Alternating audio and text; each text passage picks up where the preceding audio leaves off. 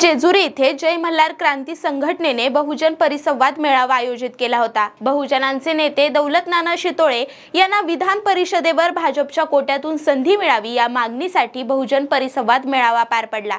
या मेळाव्यात भाजप नेते गोपीचंद पडळकर यांनी विविध महत्त्वाच्या विषयांवर आपली स्पष्ट भूमिका मांडली। तसेच दौलत नाना शितोळे यांना विधान परिषदेवर संधी देण्याच्या कार्यकर्त्यांच्या मागणीला मुख्यमंत्र्यांपर्यंत पोहोचवणार असल्याचंही त्यांनी सांगितलं।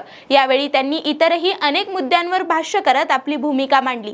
पाहूया गोपीचंद पडळकर नेमकं काय म्हणाले। जेजुरीमध्ये बहुजन संवाद मेळावा हे महाराष्ट्रातील भटक्या विमुक्तातील सर्व नेते मंडळींनी एकत्रित येऊन केलेला आहे।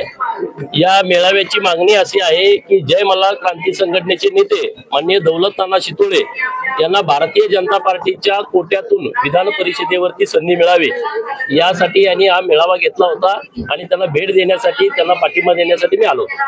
हे बघा, हे बहुजनांचं दैवत आहे खंडोबाराया जेजुरीचा, पंढरपूरचा पांडुरंग, आरेवाडीचा बिरोबा, ज्योतिबा, आणि या ठिकाणी आमचे सगळे मंडळी देवाला साकडं घालतायत की दौलत नानाला आमदार करावं।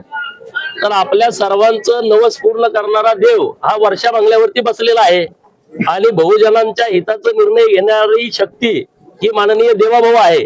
आणि त्यामुळे यांचं जे म्हणणं आहे ते माननीय मुख्यमंत्री महोदयांच्या पर्यंत पोहोचवणं माझं काम आहे, माझी जबाबदारी आहे। पण पोहोचवायच्या अगोदर देवाभाऊंच्या अत्यंत जवळ दौलत नाना आहेत आणि महाराष्ट्रातल्या बहुजनांना न्याय देणारा नेता देवाभाऊ आहे। त्यातलं उदाहरण मी तुमच्या समोर उभा आहे। आणि जेव्हा जेव्हा महाराष्ट्रात अशी संधी द्यायची वेळ येते तेव्हा देवाभाऊ हे सोशल इंजिनिअरिंग करत असतात। मागं तुम्ही राज्यसभेला बघा, एक आदिवासी बहिणीला संधी मिळाली, एक ओबीसीतून धनगर समाजाचे वडकुते साहेबांना संधी मिळाली, मागासवर्गीय समाजातून आठवले साहेबांना संधी मिळाली, मराठा समाजातून तावडे साहेबांना। हे नेहमी होतं। जेव्हा मी आमदार झालो तेव्हा पण असंच सर्व लोकांना संधी मिळाली होती। तर देवाभाऊ योग्य व्यक्तिमत्वाला योग्य वेळी नक्की संधी देतात। त्यामुळं मी हे सांगितलं त्यांना की काही काळजी करू नका, देवाभाऊ आपल्या सोबत आहेत।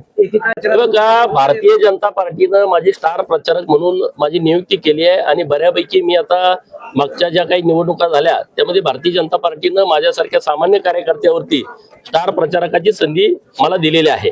आता पार्टी ठरवते कुणी कुठं जायचं, त्यामुळं पार्टी काय ठरवेल त्या पद्धतीने पुढे होईल। लाडकी बहीण योजनेच्या